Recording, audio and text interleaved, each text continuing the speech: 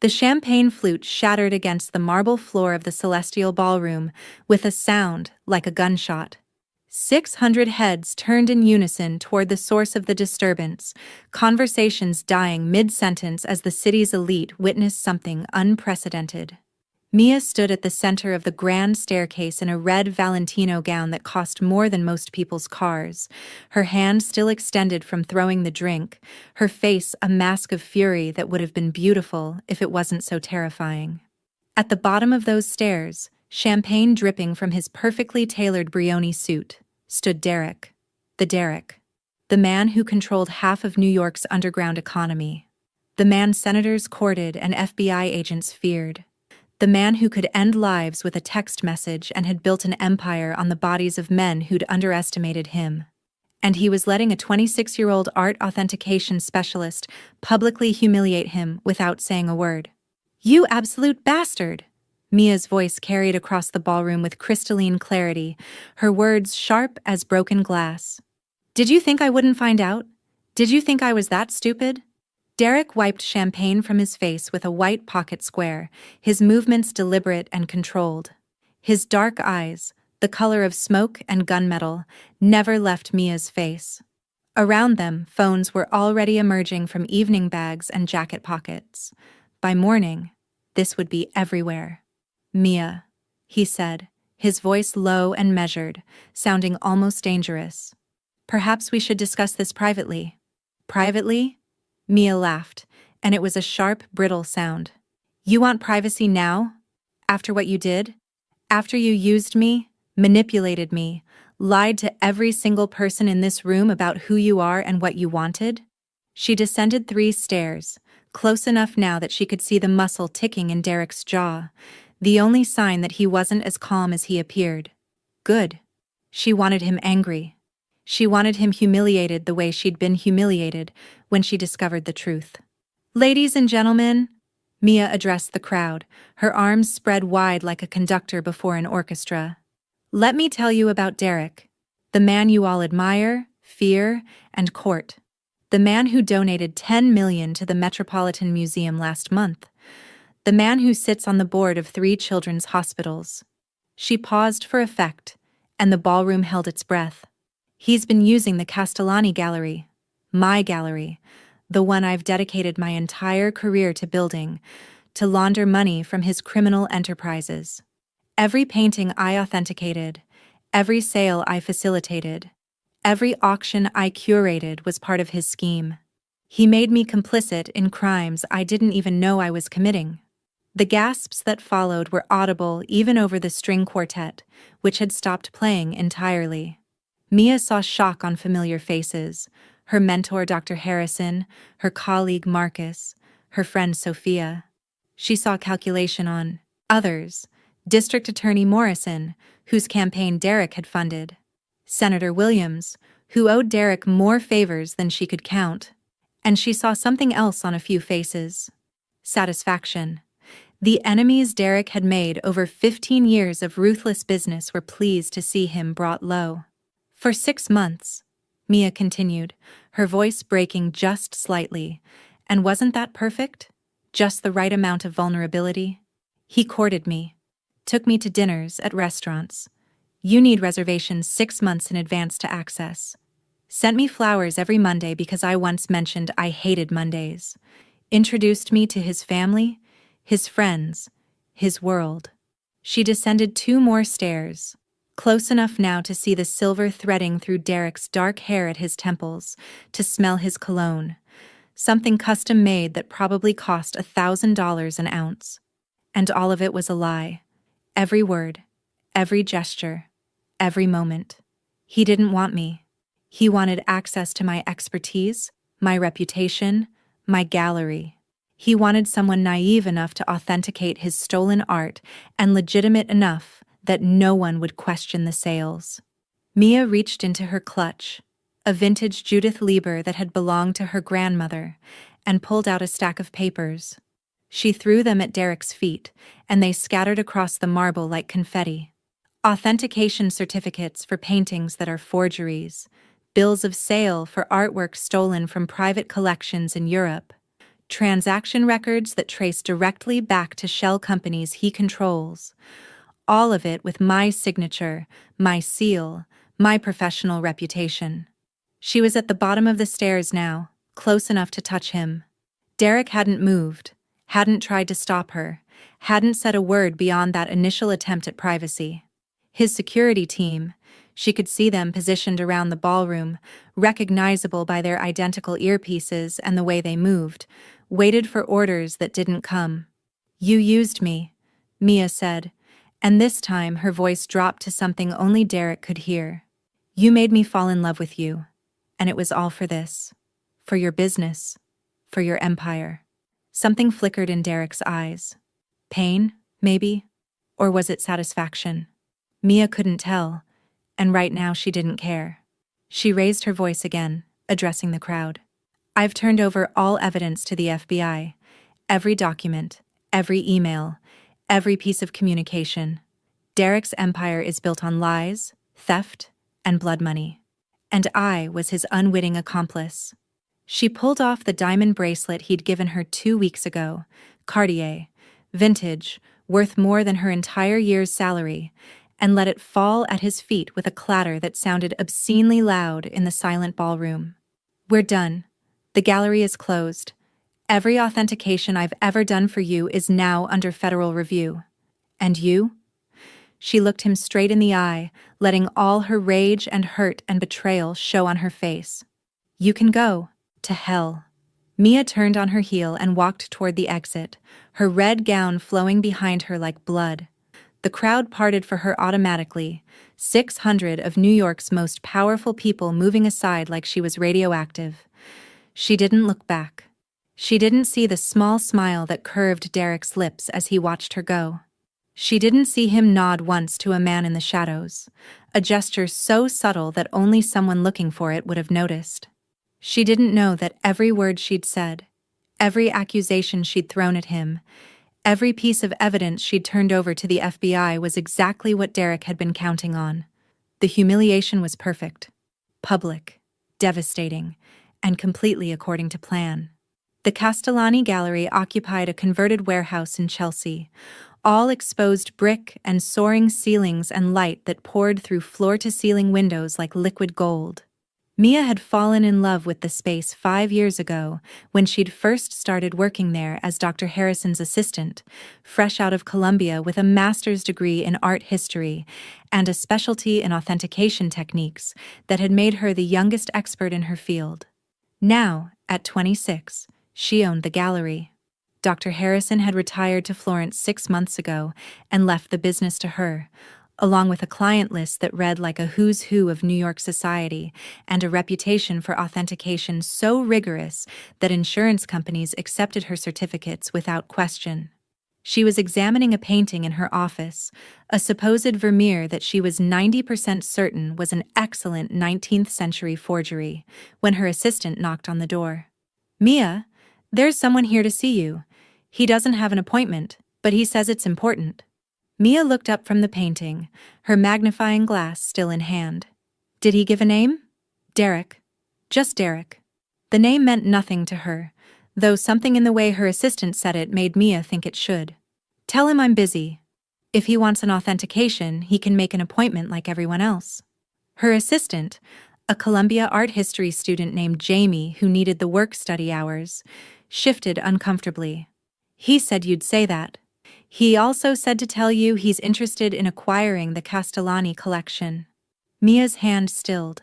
The Castellani collection was a series of 15 Renaissance paintings that had belonged to the gallery's original owner, Giuseppe Castellani, who'd fled Italy during World War II with everything he could carry.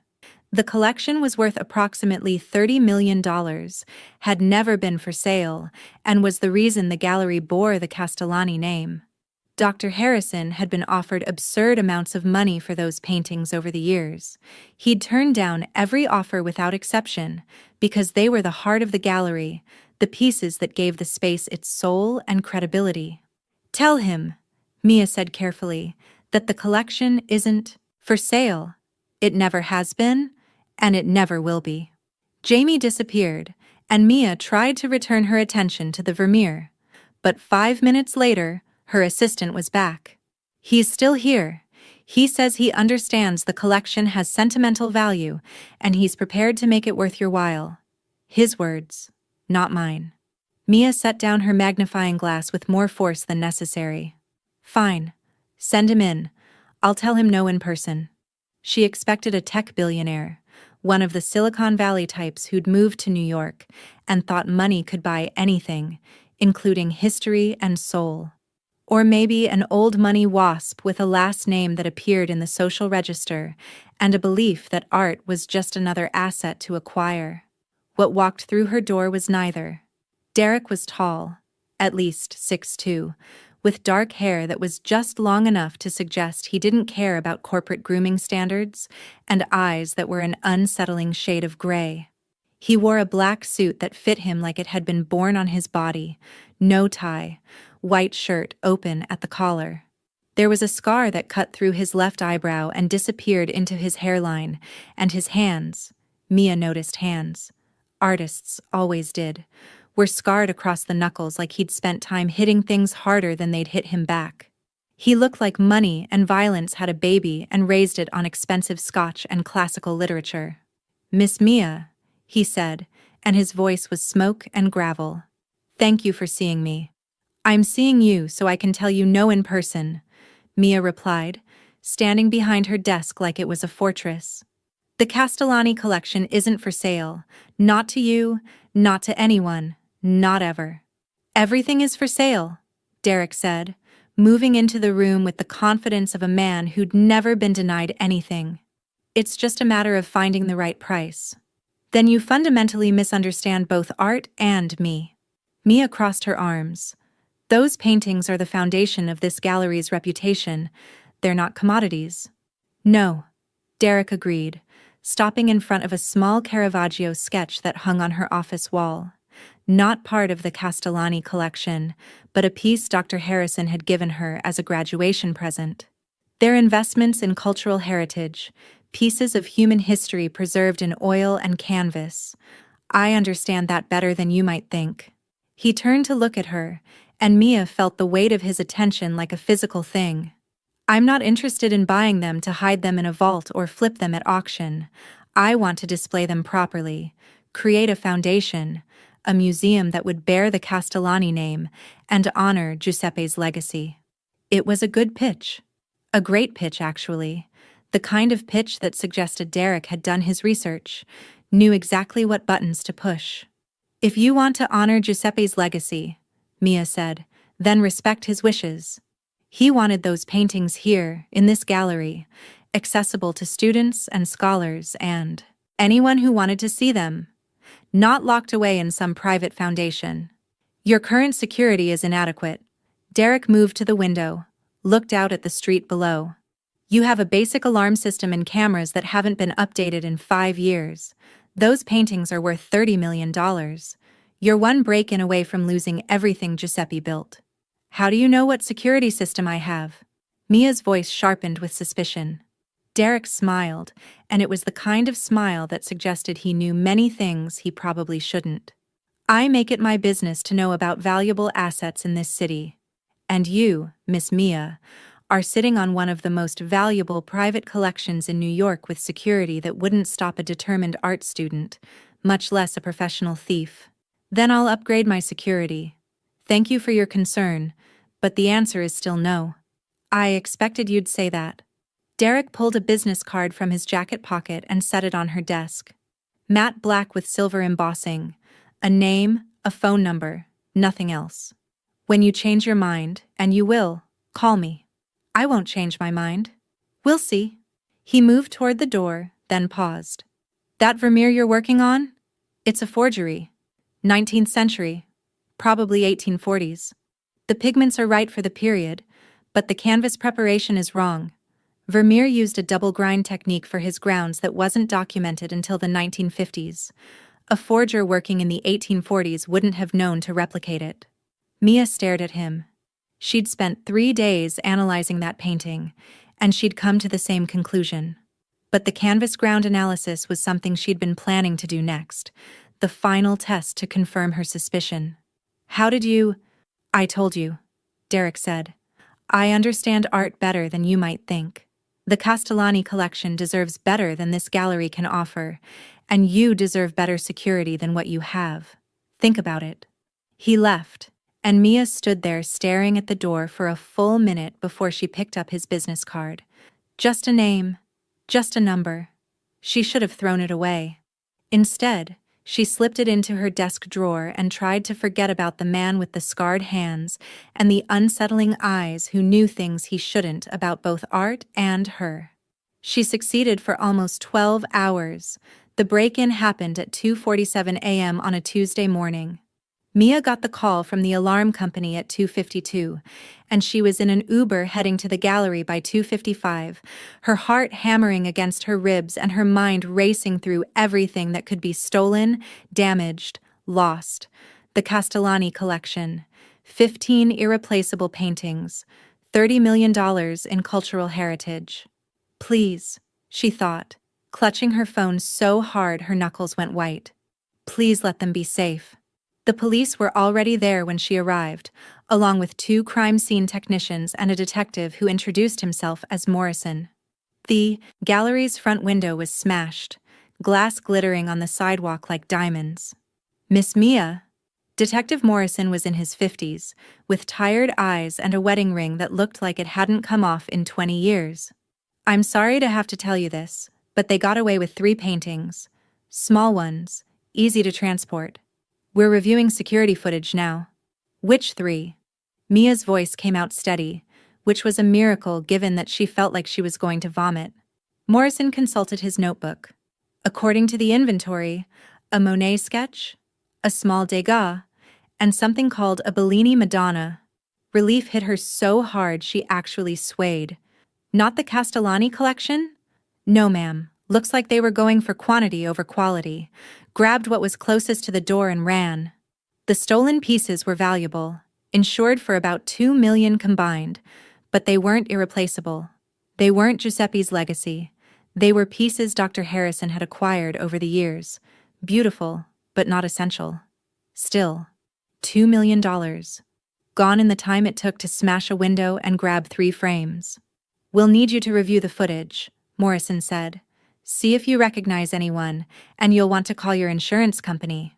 Mia spent the next 3 hours going through security footage that showed 2 figures in dark clothes and ski masks who knew exactly where the cameras were and how to avoid giving the police anything useful. They were professionals, in and out, in under 2 minutes. By the time the police left, and she'd called her insurance company and left messages for her lawyer and her insurance adjuster, the sun was coming up. Mia sat in her office, surrounded by the aftermath of the break-in, and stared at the Castellani collection. Still here. Still safe. But for how long? She pulled Derek's card from her desk drawer and looked at it for a long time. Then she picked up her phone and dialed. He answered on the second ring. Miss Mia, I was wondering when you'd call. How did you know? Her voice was raw from hours of talking to police and insurance adjusters and answering the same questions over and over. How did you know I was vulnerable? I told you. I make it my business to know about valuable assets in this city. There was no satisfaction in his voice, just a statement of fact. Are you hurt? No. They came in the middle of the night. Took 3 paintings. Could have taken more. Could have taken the Castellani collection if they'd known what they were looking at. Silence on the other end of the line, then. Do you have security there now? The police swept the building. They left an hour ago.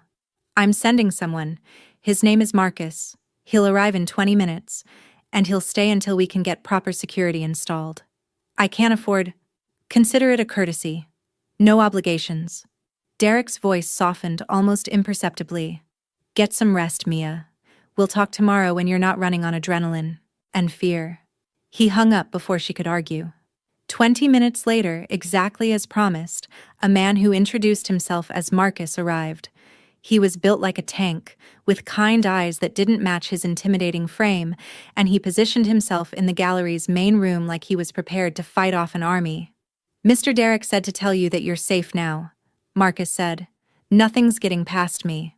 Mia wanted to argue, Wanted to say she didn't need Derek's protection or his courtesy or his men stationed in her gallery, but she was exhausted and scared, and $2 million had just walked out of her gallery like it was nothing, so she just said, "Thank you," and went to her office to try to process what had just happened. On her desk, her phone buzzed with a text from an unknown number. "Rest. I'll call you at noon. We have things to discuss. D." Mia stared at the message for a long time. She'd called him for help, and he'd sent it without hesitation, without demands, without making her beg. Which was either a sign that Derek was genuinely trying to help, or a sign that he was very, very good at playing a long game. Mia was too tired to figure out which.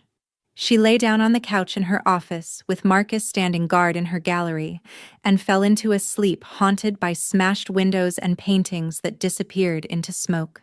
Derek called at noon, exactly. Mia had managed about 4 hours of sleep, a shower in the gallery's small bathroom, and 2 cups of coffee that tasted like regret. Her insurance adjuster had already been by, taking photos and making sympathetic noises about deductibles. Her lawyer had called to walk her through the claims process, and Marcus was still in her gallery, now accompanied by another man who introduced himself as James and looked like he could bench press a car. "Thank you for sending Marcus and James," Mia said when she answered Derek's call. "But I can't afford private security. My insurance will cover some of it, but we need to talk about the Castellani collection," Derek interrupted gently. "Not about buying it, about protecting it." "I'm listening." "There's a coffee shop 2 blocks from your gallery, Cafe Luminosa. Meet me there in 30 minutes. I can't leave the gallery right now. The police might call, and I'm waiting for... Marcus and James will handle anything that comes up. You need to eat something that isn't coffee and adrenaline, and we need to have a conversation that you'll want to have somewhere neutral." 30 minutes, Mia." He hung up before she could argue, which seemed to be his pattern. Mia looked at herself in the bathroom mirror. She'd put on jeans and a sweater this morning, her hair was in a messy bun, and there were circles under her eyes that no amount of concealer could hide. She looked like she'd been through a crisis, which was accurate.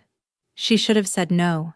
Should have insisted they talk at the gallery, or over the phone, or not at all. Instead, she found herself walking to Cafe Luminosa 28 minutes later. Derek was already there, at a corner table with a view of the street. He stood when she approached, a gesture of old-fashioned courtesy that seemed at odds with everything else about him. "You look exhausted," he said, pulling out her chair. "I've had better nights." Mia sat, and a server appeared immediately with a menu and a knowing smile that suggested Derek was a regular. "What's this about, Derek? If you're going to use the break-in as leverage to buy the collection, I'm going to use the break-in as evidence that you need help." He ordered coffee and food for both of them without asking what she wanted, which should have annoyed her, but instead felt oddly comforting. Last night wasn't random. Mia's blood went cold. "What do you mean?" "I mean that thieves who are sophisticated enough to avoid your cameras and know exactly where to find valuable pieces don't grab random paintings closest to the door. They were sending a message." "To who? To me?" "To me." Derek leaned back in his chair, and for the first time Mia saw something that might have been anger in his eyes. "You refused to sell the Castellani collection to me yesterday morning. Last night your gallery was robbed. That's not a coincidence. You think someone's trying to force me to sell? I think someone is trying to demonstrate that you can't protect what you have, that you need help, whether you want it or not." He paused as the server brought coffee and pastries that Mia didn't remember ordering. "And they're right. You do need help. So what do you suggest? I sell to you and let someone else win? I suggest," Derek said carefully, "that we work together. You keep ownership of the collection, keep it in the gallery, maintain Giuseppe's legacy. I provide security, insurance, and protection that actually works. In exchange, I get something I need. Which is legitimacy." Derek's smile was sharp and self-aware. "I'm what you might call an art enthusiast with a complicated past. I've acquired pieces over the years through methods that would make your ethics board nervous. But I'm trying to go legitimate, build something real, Having my name associated with yours, with the Castellani Gallery's reputation, would help with that. You want to use my reputation to launder your image. I want us to help each other. You get security and resources you can't afford on your own. I get credibility in the art world that I can't buy. It's mutually beneficial. Mia sipped her coffee, buying time to think. Everything Derek was saying made sense, but there was something underneath it. Something she couldn't quite identify. "What's your complicated past?" she asked. "Who are you really, Derek?" He smiled, and it was the kind of smile that suggested she'd asked exactly the question he'd been waiting for. "I'm someone who built a business empire through means both legal and less legal. I've got connections to organizations that operate outside the law. I've made enemies and fortunes in equal measure, and now I'm trying to become legitimate, which is harder than building the empire in the first place. You're a criminal. I'm a businessman who's operated in gray areas, and before you judge, consider that every major fortune in this city was built the same way. The Vanderbilts, the Rockefellers, the Kennedys, they all started with dirty money and laundered it into respectability. I'm just doing it faster. And you think I'm going to help you? I think you don't have much choice." Derek leaned forward, his eyes intense. "Last night was a warning, Mia. Someone wanted to show you how vulnerable you are. If I'm right about who's behind it, and I'm usually right, they'll try again. Harder this time, they'll target the Castellani collection directly, and your basic security won't stop them. So I either work with you or lose everything Giuseppe built. Or you could go to the police, upgrade your security with legitimate firms, and hope that whoever did this last night gets caught before they try again." Derek's tone made it clear what he thought of that option. "But we both know that won't happen. The police have a 3% solve rate for art theft in this city. Your insurance will eventually pay out, but it won't replace irreplaceable art. And you'll spend the rest of your career wondering when they'll come back." Mia hated that he was right. Hated that she was sitting in a cafe with a man who'd just admitted to being a criminal, seriously considering his proposal. "What exactly would this partnership look like?" "I provide security for the gallery. Top tier, military grade, the kind that makes the Metropolitan Museum look underprotected. I also provide insurance through companies I control. Don't worry, they're legitimate, at rates you can actually afford. And I provide connections. Access to collectors and dealers who wouldn't normally work with someone your age. And in exchange, you authenticate pieces for my collection, help me acquire art through legitimate means. Let me use the Castellani Gallery's name and reputation to establish myself in the legitimate art world. And maybe, eventually, you consider letting me create that foundation I mentioned, not taking the collection from you, but building something bigger around it." It was everything Mia had worked for: security, resources, access to collectors who could make her career, wrapped up in a deal with a man who might be the devil himself. "I need to think about it. Take 24 hours. Derek pulled out a different business card, this one with an address written on the back in bold handwriting. "Come to this address tomorrow night at 8. I want to show you something that might help you decide." "What is it?" "My collection. The one I'm trying to legitimize. I think you'll find it interesting." Mia took the card, her fingers brushing his briefly. Hands were warm, and up close, she could see that the scars on his knuckles were old, silvered with time.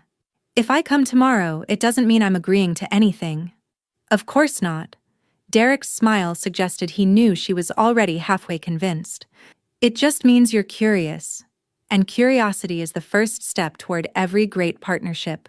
He stood, dropped enough cash on the table to cover both their meals and a generous tip, and left Mia sitting alone with her coffee and a decision that would change everything.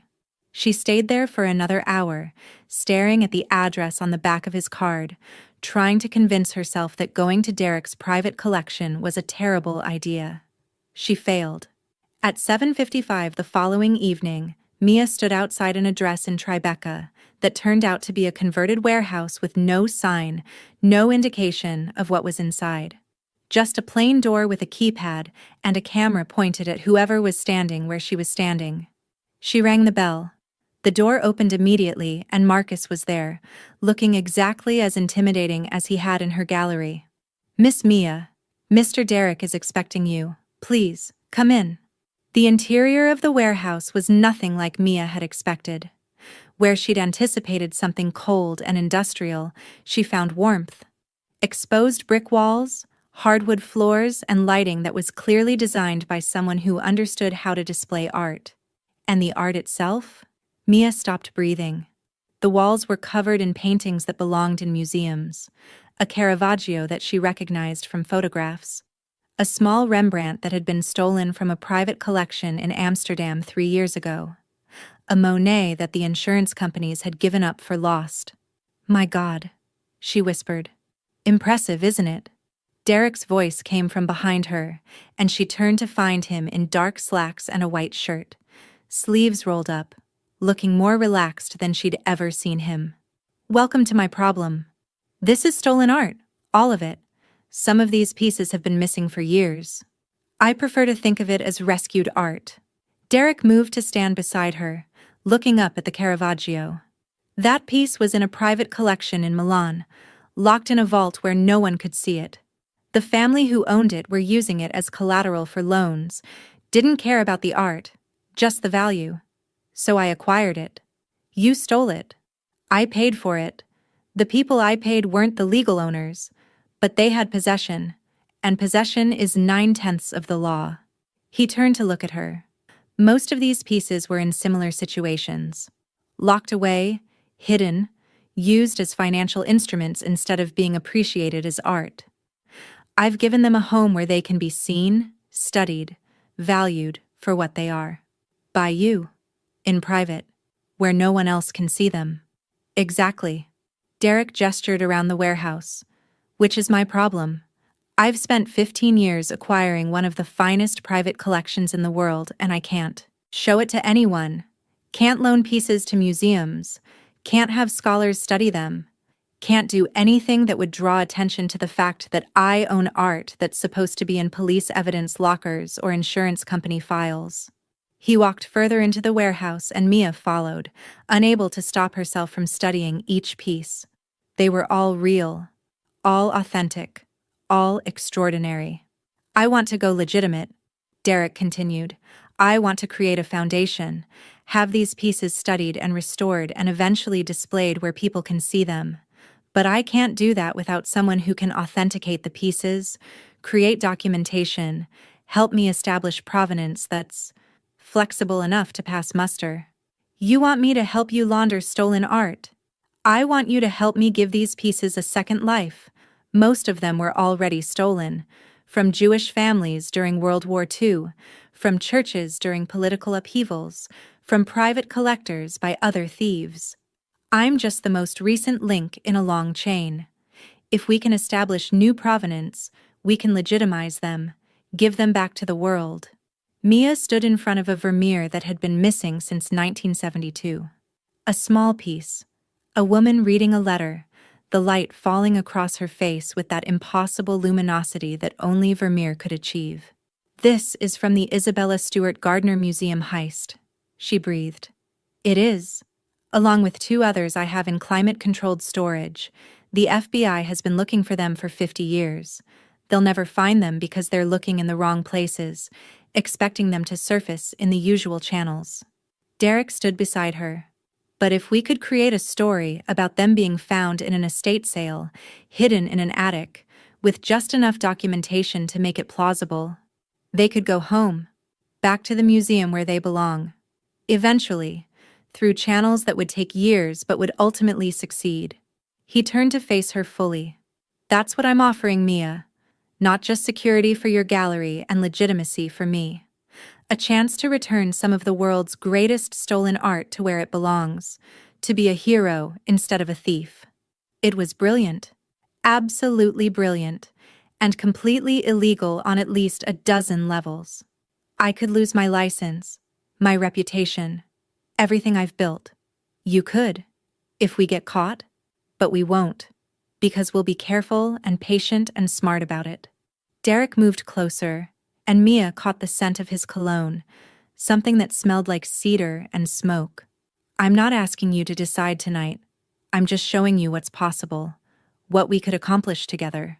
Mia looked around the warehouse full of stolen masterpieces, thought about her gallery, vulnerable and underprotected, thought about Giuseppe's collection, 15 paintings that could disappear as easily as the 3 that had been taken 2 nights ago, thought about the fact that Derek was offering her everything she needed, wrapped in a proposal that was either brilliantly altruistic or cunningly manipulative. "Why me?" she asked. "There are dozens of authentication experts in this city, people with more experience, more credentials, fewer scruples. Why offer this to me?" Derek smiled, and it was the kind of smile that suggested she'd asked exactly the right question. "Because you're brilliant, talented, and honest. Because your reputation is impeccable, which is exactly what I need. Because you care about art for its own sake, not just as a commodity.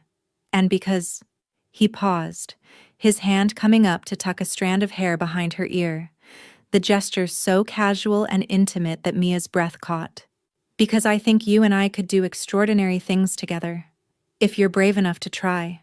Mia should have stepped back, should have reminded him that this was a business discussion, that they barely knew each other, that nothing about this situation called for touching.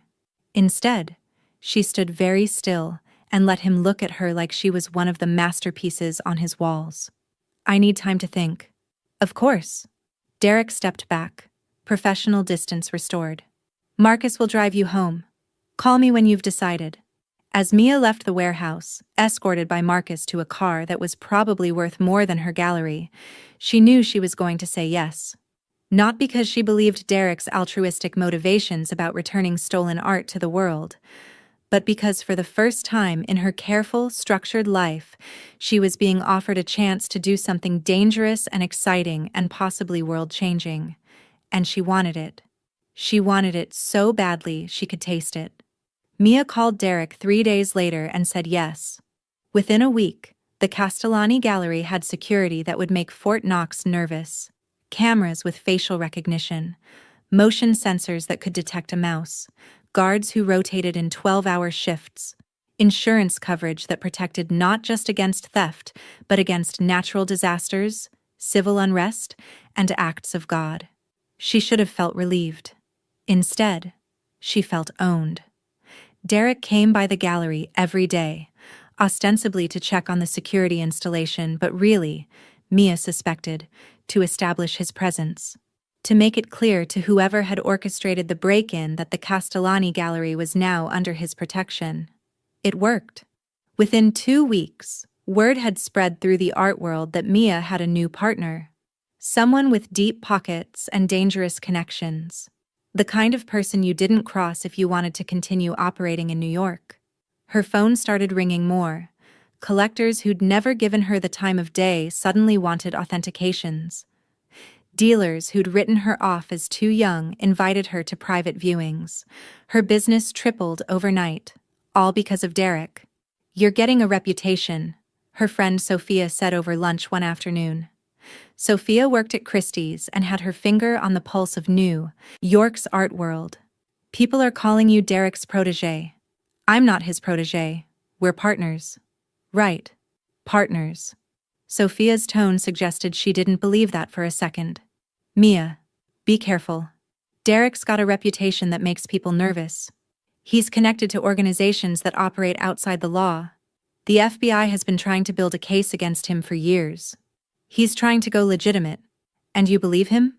Mia thought about the warehouse full of stolen art, about Derek's proposal to return pieces to museums through carefully constructed provenance, about the way he looked at paintings like they were sacred instead of valuable.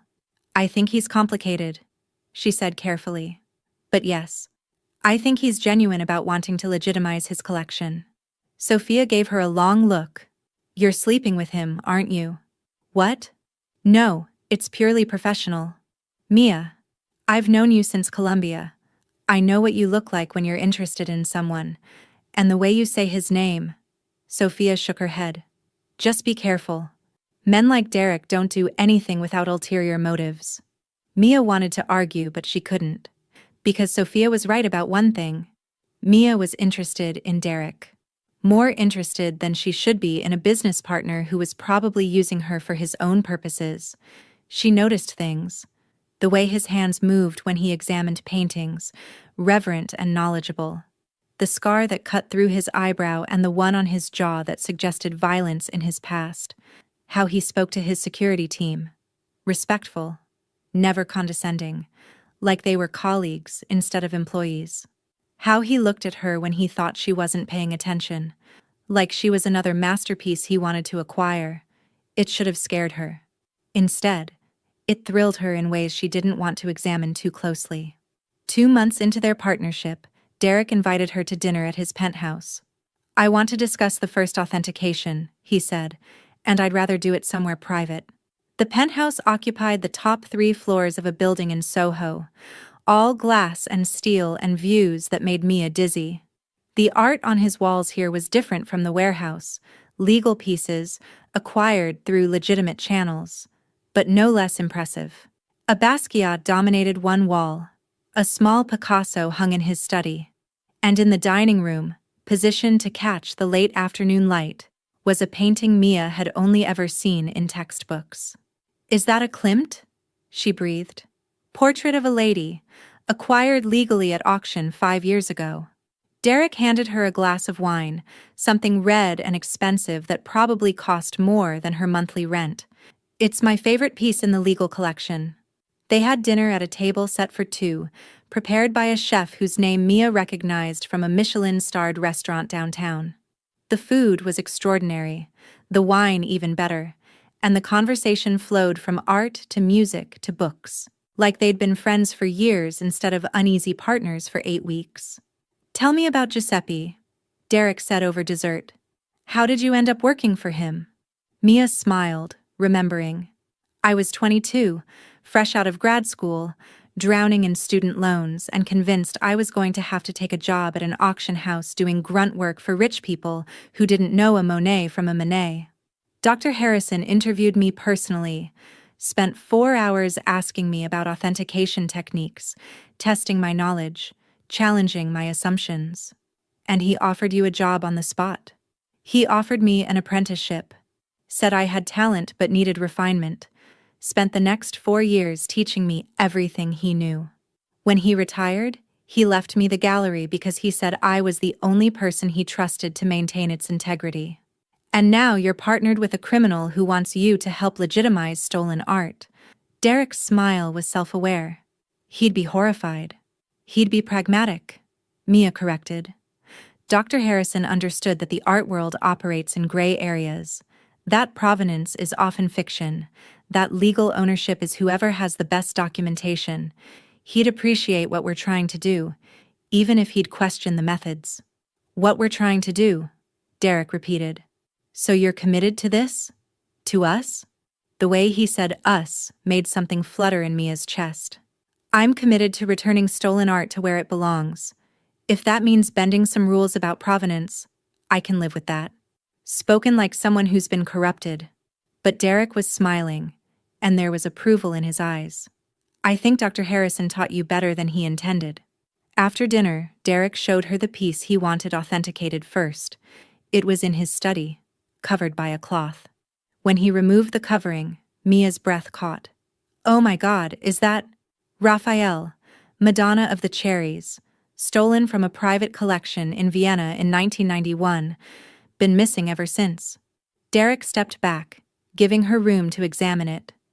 "I need provenance that will stand up to scrutiny, the kind that would allow me to donate it anonymously to the Kunsthistorisches Museum, where it belongs." Mia moved closer, her authentication instincts taking over. She examined the brushwork, the pigments, the canvas preparation, pulled out her magnifying glass and her portable UV light. It was real. Unquestionably, breathtakingly real. "This is worth at least $20 million, she said, her voice hushed. "And you want to give it away? I want to give it back. There's a difference." Derek moved to stand beside her, close enough that she could feel the warmth radiating from his body. "Can you do it? Create provenance that would make this donation possible?" "I can try. It'll take time, research, careful documentation." We'll need to create a story about how it was discovered. Establish a paper trail that's plausible, but not too detailed. And we'll need to be patient. These things can take years to arrange properly. I have time, and I have resources to help with the research. Derek's hand came up to rest on her shoulder, a gesture that felt both casual and intimate. Thank you, Mia, for taking this seriously, for understanding what I'm trying to do.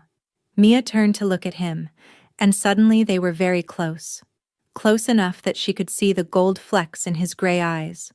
Close enough to count the faint scars that marked his face. Why are you really doing this? She asked quietly. The truth, not the story you tell yourself. Derek was silent for a long moment, his hand still on her shoulder. Then, because I've spent 15 years taking things, building an empire on theft and violence and other people's losses, and I'm tired of it. I want to build something that gives back instead of just taking, something that matters more than money or power. And you think returning stolen art will redeem you? I think it's a start. His thumb brushed against her collarbone, a touch so light she might have imagined it. And I think doing it with you makes it mean something more. Mia knew she should step back, should maintain professional distance, should remember that this was a business arrangement, nothing more. Instead, she leaned in. The kiss was soft at first, questioning. Derek's hand slid from her shoulder to cup her jaw, his thumb tracing her cheekbone. Mia's hands found his chest, feeling the steady beat of his heart under expensive cotton. When they broke apart, both breathing harder, Derek rested his forehead against hers. That was a mistake, he said. But he didn't sound like he meant it. Probably, Mia agreed. We should keep things professional. We absolutely should. Neither of them moved. Stay tonight, Derek said. Not for this, not for us. Just stay. Let me show you the rest of the collection. Let us plan how we're going to return this Raphael. Let this be what it is. Two people who understand art working together on something important. Mia knew she should say no. Knew that staying would complicate everything, blur lines that should stay sharp. Okay, she heard herself say. Show me what else you have. They spent the next 4 hours in Derek's study, going through his entire collection, both legal and stolen. He had documentation for everything, knew the provenance of each piece, could tell her the story of how it had been lost and how he'd acquired it. Somewhere around midnight, Mia realized she wasn't thinking about authentication or provenance or business anymore. She was just listening to Derek talk about art with a passion that matched her own, watching his hands move as he described brushwork and composition, seeing the way his eyes lit up when he explained why a particular piece mattered. This was who he really was, she realized, not the criminal everyone feared or the businessman everyone courted, but someone who genuinely loved art for its own sake, who'd spent years acquiring pieces not to own them, but to save them. She fell asleep on his couch sometime after 2, exhausted and happy in a way she hadn't been in months. When she woke up, she was in Derek's bed, covered with a blanket that smelled like cedar and smoke. The sun was streaming through floor-to-ceiling windows, and she could hear movement in the kitchen. She should have panicked, should have been embarrassed or worried about what had happened. Instead, she felt peaceful. Derek appeared in the doorway with coffee, and something in Mia's chest settled into place. "Good morning," he said. "Sleep well? How did I get here?" "You fell asleep on the couch. I carried you. Nothing inappropriate happened, I promise. You were fully clothed the entire time." Mia took the coffee he offered and their fingers brushed. "Thank you. For last night. For showing me all of that. Thank you for understanding." Derek sat on the edge of the bed, careful to maintain distance. "I know this is complicated. The partnership, whatever's happening between us personally. But I meant what I said. I think we can do extraordinary things together." "I think so too." They looked at each other for a long moment, and Mia knew that something had shifted between them. This wasn't just business anymore. It was something messier and more dangerous and infinitely more interesting. "I should get to the gallery," she said, setting down the coffee. "I have 3 authentications scheduled today. I'll have Marcus drive you. Derek. It's not about control, Mia. It's about making sure you're safe. Whoever broke into your gallery 2 months ago hasn't made another move, but that doesn't mean they've given up. His expression was serious. Let me protect you. At least until we know what we're dealing with. Mia nodded because he was right, and because part of her liked being protected by someone who could actually follow through on the threat. That should have worried her more than it did. The next 4 months were a blur of work and authentication, and gradually blurring lines between professional and personal. Mia and Derek worked together on creating provenance for the Raphael, a process that involved research trips to Vienna, careful documentation, and the creation of a paper trail that would pass muster with museum authentication boards. They also had dinner together 3 times a week, went to gallery openings as partners, spent long evenings in Derek's warehouse discussing which pieces could be legitimized and which would have to stay hidden. They didn't sleep together, though the tension was always there, simmering under every conversation. Mia's business flourished, her reputation grew. She was invited to join authentication boards, to consult on major acquisitions, to lecture at Columbia about techniques she'd pioneered, all because of her association with Derek. And she tried not to think about the fact that she was falling for a man who'd built an empire on violence and theft, who had connections to organizations that killed people for looking at them wrong, who was using her expertise to legitimize art that should be in police evidence lockers. She tried and failed. "You're in love with him," Sophia said one night over wine. "Don't deny it. I can see it all over your face. It's complicated. It's dangerous. Mia, the FBI came to see me last week, asked questions about you, about the gallery, about your relationship with Derek." Mia's blood went cold. "What did you tell them?" "The truth. That you're brilliant and ethical and building a successful business. But they're building a case, Mia. They think Derek is using you to launder money or stolen art or something. And if they're right, you'll go down with him. He's not using me. We're partners. And you've checked every single piece you've authenticated for him? Made sure they're all legal? All clean?" Mia couldn't answer that.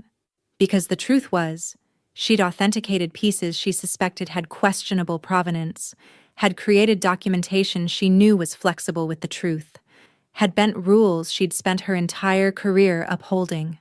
All for Derek. All because she trusted him when she probably shouldn't. "Be careful," Sophia said. "Whatever you think you're building with him, remember that men like Derek always have a plan, and that plan might not include your best interests." That night, Mia confronted Derek at his penthouse. "The FBI is asking questions about us, about the gallery, about whether you're using me for money laundering." Derek set down the wine he'd been about to pour. "I know. They've been investigating me for years. This is just their latest angle. And is it true? Are you using me?" "I'm using your expertise to legitimize art that deserves to be seen. We've discussed this. You knew what you were getting into. I knew I was taking risks. I didn't know the FBI was actively building a case that could destroy my career. Your career is better than it's ever been." Derek's voice was calm, but there was an edge to it. "You've authenticated pieces for the Met, for the Guggenheim, for private collectors who wouldn't have given you the time of day 6 months ago. That's not because of the FBI. That's because of our partnership. A partnership that could land me in prison. Only if we get caught. And we won't, because we're careful." He moved closer, his hand coming up to cup her cheek. "Mia, do you regret this? Working with me?" She should have said yes. Should have protected herself. Established distance. Saved what was left of her reputation. "No," she whispered. "I don't regret it." "Then trust me. I'll keep you safe. The FBI has nothing concrete. Just suspicion. They can investigate all they want, but they won't find evidence because we haven't left any." He kissed her then, deep and claiming, and Mia let herself believe him. Let herself trust that he knew what he was doing, that he'd protect her, that everything would be okay. She was wrong, but she wouldn't realize that until it was far too late. The gala was Derek's idea. A celebration of the Castellani Gallery's expansion. he said, showing Mia the plans. "We'll invite every major player in the New York art world. Show them what we've built together. Cement your reputation as one of the premier authentication experts on the East Coast." It was also, Mia suspected, a way for Derek to show off his association with legitimate art world figures, to demonstrate that he was part of their world now, not just the criminal fringes. The Celestial Ballroom was booked 6 months in advance, but Derek made a call, and suddenly they had the space for a Saturday in March. Invitations went out to 600 people: collectors, dealers, museum directors, critics, and every artist whose work Mia had ever authenticated.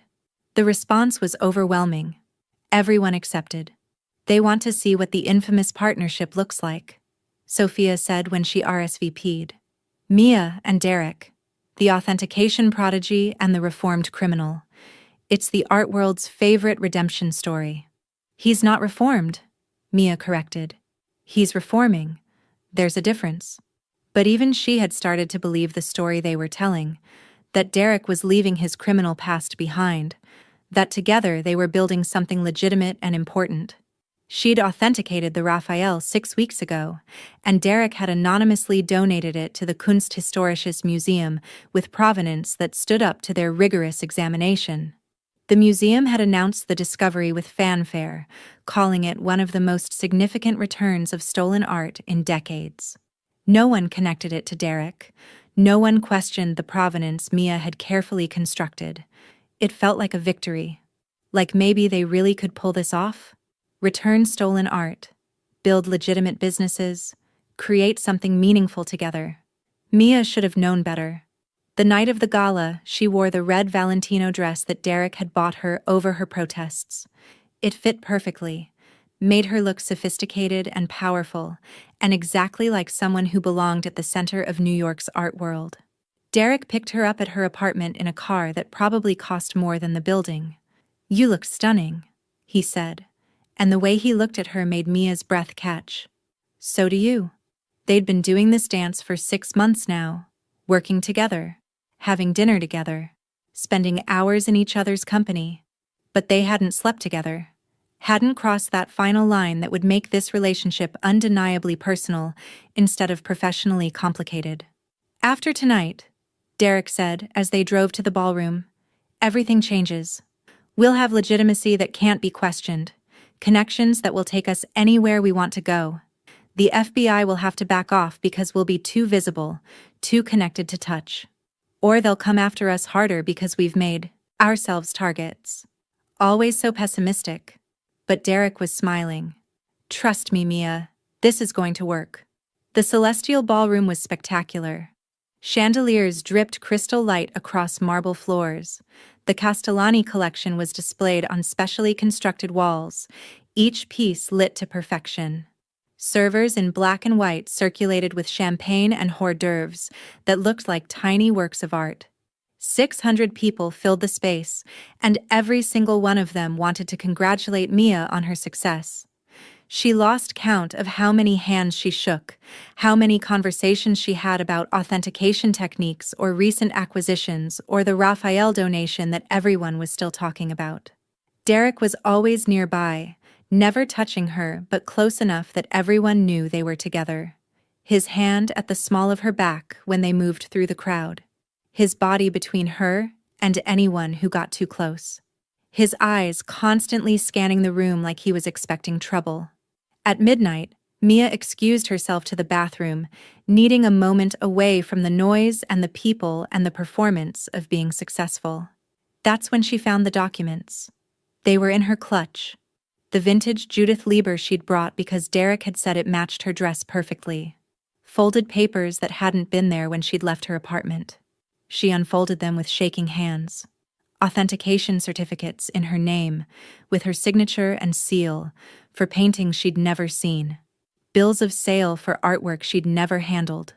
Transaction records showing money moving through accounts she didn't recognize. All of it linking her to art theft, money laundering, and fraud. All of it false, and all of it in her handwriting, with her signature, bearing her professional seal. Someone had forged her credentials. created a trail of evidence that would destroy her reputation and probably land her in prison. The question was who and why. Mia's hands were still shaking when she returned to the ballroom. She scanned the crowd for Derek, found him in conversation with District Attorney Morrison and Senator Williams. When he saw her face, he excused himself immediately. "What's wrong?" "Not here." Mia's voice was tight. "We need to talk. Privately." They found a small room off the main ballroom, used for coat storage during events. Mia showed him the documents, watched his expression shift from confusion to understanding to something that looked like rage. "Someone planted these in your bag," he said, studying the papers. "Someone who wants to implicate you in crimes you didn't commit. Or someone who wants to expose crimes I did commit." Mia's voice was sharp. "Derek, these forgeries are good enough to fool experts, which means whoever made them has access to my seal, my signature, my authentication documents. Who has that kind of access?" Derek was silent for a long moment, his jaw tight. Then, "The FBI." "What?" "They've been investigating me for months. If they couldn't find evidence of money laundering through legitimate channels, they might have decided to create it. Plant forged documents that implicate you, then offer you a deal if you testify against me." It made horrible, perfect sense. "So what do I do?" "You go back out there," Derek said. "You smile and accept congratulations and act like nothing is wrong. And tomorrow, we contact our lawyers and figure out who's behind this and how to protect you." "Derek, I won't let them use you to get to me, I promise." He cupped her face, his thumb brushing away a tear she hadn't realized had fallen. "Whatever happens, I'll keep you safe." Mia wanted to believe him, wanted to trust that he could protect her from federal prosecution and forged evidence and everything that was about to come crashing down. But looking at the documents in her hand, at the perfect forgeries of her signature and seal, she knew that someone had been planning this for a long time, and that someone knew exactly what they were doing. "I'm scared," she whispered. "I know. So am I." Derek kissed her forehead, gentle and reassuring. "But we'll get through this together. I promise." They returned to the gala, and Mia did exactly what Derek had told her to do. She smiled, accepted congratulations, acted like nothing was wrong. And all the while, the forged documents burned in her clutch like evidence of crimes she'd never committed but could never disprove. At 2 a.m., when the last guests had finally left, Mia stood in the center of the empty ballroom with Derek beside her. "That was exhausting," she said, "but successful. Everyone who matters now knows that the Castellani Gallery is a force in the art world, that you're someone to be taken seriously." "Right. Until the FBI arrests me for crimes documented in my own handwriting." Derek pulled her close, and for the first time all night, Mia let herself lean against him. Let herself take comfort in his presence, even though she knew he was part of the problem. "We'll figure this out," he said into her hair. "I'll call my lawyers first thing tomorrow. We'll find out who planted those documents and why, and we'll make sure you're protected. And if we can't, then we run. Disappear. Start over somewhere the FBI can't touch us." He said it like it was an option, like they could just abandon everything they'd built and start fresh. Maybe they could. But Mia didn't want to run. She wanted to fight. She wanted to find whoever had forged her documents and make them pay. And she wanted to understand why Derek seemed so calm about all of this, like he'd been expecting something to go wrong, like maybe he'd been planning for it. "Take me home," she said, pulling away. "I need to sleep before I can think about any of this." Derek's driver took her back to her apartment, with Marcus following in a second car to make sure she got inside safely. Mia lay in bed, staring at the ceiling, trying to piece together what had happened. Someone had planted forged documents in her bag. Someone with access to her seal, her signature, her authentication methods. Someone who wanted to implicate her in crimes she hadn't committed. Or had she? Mia thought about the Raphael, the provenance she'd created that was flexible with the truth. Thought about other pieces she'd authenticated for Derek. Pieces with questionable ownership that she'd legitimized through careful documentation. She'd bent rules. She'd created provenance that was more fiction than fact. She'd helped Derek launder stolen art into legitimate collections. Maybe these forged documents weren't so different from what she'd already been doing. Maybe someone was just exposing the truth she'd been hiding from herself. That thought kept her awake until dawn. The next morning, Mia went to the gallery early before Marcus could arrive to stand guard. She needed to be alone, needed to think without Derek's security team watching her every move. She was examining the Castellani collection, all 15 paintings still safe, still exactly where they belonged, when someone knocked on the gallery door. Through the glass, she could see a woman in a dark suit. FBI, Mia knew immediately. Something about the way she stood screamed federal agent. Mia considered not answering. Considered calling Derek. Calling a lawyer. Protecting herself. Instead, she opened the door. Mia, the woman said. I'm Special Agent Sarah Chen. FBI, I need to talk to you about Derek. I'm not answering questions without my lawyer present. I'm not here to interrogate you. Agent Chen held up her hands, showing she wasn't armed, wasn't a threat. I'm here to warn you. Derek isn't who you think he is. I know exactly who he is. Do you? Do you know that he's been under investigation for 15 years? That we have evidence linking him to art theft, money laundering, and at least 3 murders? That everything he's built with you is part of a larger plan to legitimize his empire and destroy the evidence against him? Mia's stomach dropped. I don't believe you. You don't have to believe me, but you should look at this. Agent Chen pulled a tablet from her bag, pulled up a series of photos. This is from 3 nights ago. Derek meeting with known members of the Russo crime family, discussing their next acquisition. The photos showed Derek in what looked like a warehouse, surrounded by men in suits. The same warehouse where he kept his private collection, Mia realized. The stolen art he'd shown her on their 3rd date. Art theft is their primary source of income, Agent Chen continued. They steal pieces from private collections, sell them to people like Derek, who then use your authentication to legitimize them. You're not reforming him, Mia. You're helping him expand his criminal empire. That's not true. We're returning stolen art to museums. The Raphael donation was a test to see if your provenance would stand up to scrutiny. It did. Which means Derek now knows he can use you to legitimize anything, including pieces he's planning to steal in the next 6 months. Pieces worth over $100 million combined. Mia felt like she was drowning. Why are you telling me this? Because we need your help. Testify against Derek. Give us the evidence we need to shut down his operation, and we'll protect you. Full immunity. Witness protection, if necessary. You can walk away from this with your reputation intact. And if I don't? Then when we arrest Derek, and we will arrest him, you'll go down with him. Every piece you authenticated, every provenance you created, every document you signed will be evidence of your complicity. You'll spend the next 20 years in federal prison. Agent Chen set her business card on the counter. You have 48 hours to decide. After that, the offer disappears, and you become a co-defendant instead of a witness.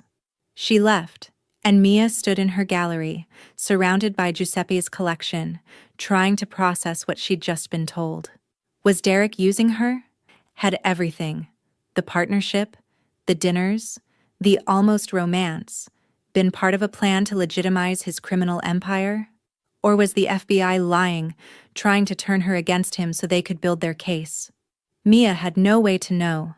She picked up Agent Chen's card, looked at it for a long time. Then she called Derek. We need to talk. Right now. And I need the truth about everything. Derek arrived at the gallery within 20 minutes, which told Mia he'd been nearby. Waiting. Like he'd known the FBI would make their move. Tell me everything, Mia demanded the moment he walked through the door. No more half-truths or careful omissions. I want to know exactly who you are and what I've gotten myself into. Derek looked at her for a long moment, something shifting in his expression. Then he walked to the door, locked it, and flipped the sign to closed. All right. The truth. He moved to stand in front of the Castellani collection, his hands in his pockets, his posture deceptively casual. My real name is Derek Russo. I'm the head of the Russo crime family, which controls art theft, smuggling, and black market antiquities across the eastern seaboard. I've been running the organization since I was 23, when my father was killed by a rival family. Mia's breath caught, but she didn't interrupt. Everything the FBI told you is true. I've been involved in art theft for 15 years. I have connections to murders, though I've never killed anyone personally. And yes, I've been using you to legitimize stolen art. The words should have devastated her.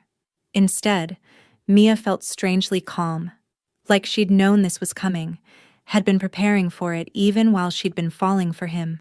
But, Derek continued, turning to face her, what the FBI doesn't know, what no one knows, is why. Why you're a criminal. Usually it's money or power or why I showed you my collection that first night. Why I offered you the partnership. Why I've spent 6 months carefully positioning you as my associate in front of everyone who matters in the art world. His eyes were intense, locked on hers. Why I needed you to fall for me. Just a little bit. Enough to trust me when everything fell apart. Mia's heart was hammering now. What are you talking about? I'm talking about the fact that the Russo family has been under FBI investigation for 3 years. They have evidence, witnesses, documentation. In 6 months, maybe less, they're going to arrest me and everyone in my organization. And when that happens, everything I've built will be seized by the government. He pulled out his phone, showed her a series of documents. Federal seizure orders, asset freezes, warrants that were already drafted, just waiting for the final pieces of evidence. The collection in my warehouse? Worth over $300 million. All of it will go to the FBI, be tied up in evidence for decades, eventually sold at auction to the highest bidder. Museums won't get it. Scholars won't get to study it. It'll just disappear into private collections again, and the cycle will continue. So you're using me to… what? Hide the art somewhere the FBI can't find it? I'm using you to legitimize it before they can seize it. Derek's voice was urgent now, passionate. Every piece you've authenticated, every provenance you've created, makes that art harder to classify as stolen goods. The Raphael we returned to Vienna? That was a test, to see if your documentation would stand up to scrutiny. It did. So, now you want me to do the same for the rest of your collection. Create provenance for $300 million worth of stolen art before the FBI arrests you. No. Derek moved closer, his hands coming up to frame her face. I want you to help me return it. All of it. To museums, to private collections it was stolen from, to the places where it belongs, before the FBI can seize it and lock it away forever. Mia stared at him. You're planning to give away your entire collection? I'm planning to make sure it ends up somewhere meaningful instead of in an FBI evidence locker. But I can't do it alone. I need your authentication, your reputation, your connections. I need the Castellani Gallery to be the conduit through which this art gets returned to the world. Why? The question came out as a whisper. Why give it all away? You've spent 15 years building this collection. Because I'm tired, Mia. Tired of looking at masterpieces I can never share. Tired of running an organization built on theft and violence. Tired of being the villain when I could be something else. His thumb brushed her cheekbone. And because I met you. And you made me want to be better than I am. Mia wanted to believe him. Wanted to think that 6 months of partnership and almost romance had been real, not manipulation. The FBI said you're planning to steal more art. Over $100 million worth in the next 6 months. The FBI is right. But not because I want to expand my collection. Derek released her, pulled up more files on his phone. These are pieces that are about to be sold to private collectors who will hide them away forever. Middle Eastern oil magnates, Russian oligarchs, tech billionaires who buy art as investment vehicles. If I don't acquire them now, they'll disappear into vaults and never be seen again. He showed her images. A Vermeer about to be sold to a Saudi prince, a Caravaggio being purchased by a Russian businessman with ties to the Kremlin, A collection of Renaissance drawings that a Silicon Valley CEO was buying as tax shelters. I'm going to steal them before those sales go through.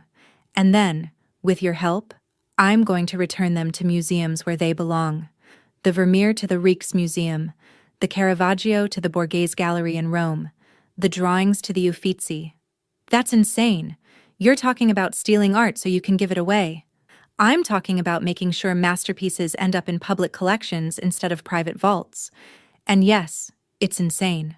But it's also the only way to make sure this art survives my arrest and the FBI seizure. Mia pulled away from him, needing space to think. So what's my role in all of this? You authenticate the pieces, I create provenance, and then you anonymously donate them to museums? Exactly. But there's a complication. Of course there is. The FBI knows I've been working with you. They suspect you're helping me launder stolen art.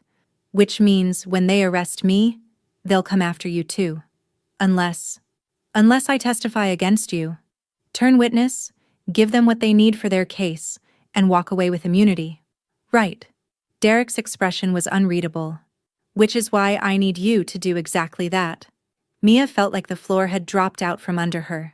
What? I need you to work with the FBI, give them evidence against me, help them build their case. And when they arrest me, I need you to testify that I manipulated you, used you, made you complicit in crimes you didn't understand. But it doesn't matter if it's true. It matters if it's believable. And it will be, because by the time we're done, everyone will believe that I used you, corrupted you, and you were brave enough to come forward when you realized what was happening. Mia stared at him, trying to process what he was saying. You want me to betray you, publicly, send you to prison. I want you to survive what's coming. I want the art to end up where it belongs. And I want you to be the hero who helped return stolen masterpieces to the world, instead of the criminal who helped me steal them. You've been planning this from the beginning, the partnership, the gala, everything. You've been setting me up to turn witness against you. I've been setting us both up, Derek corrected. This is a controlled demolition, Mia. My empire is going to fall either way. The only question is whether it falls into FBI evidence lockers or into museums.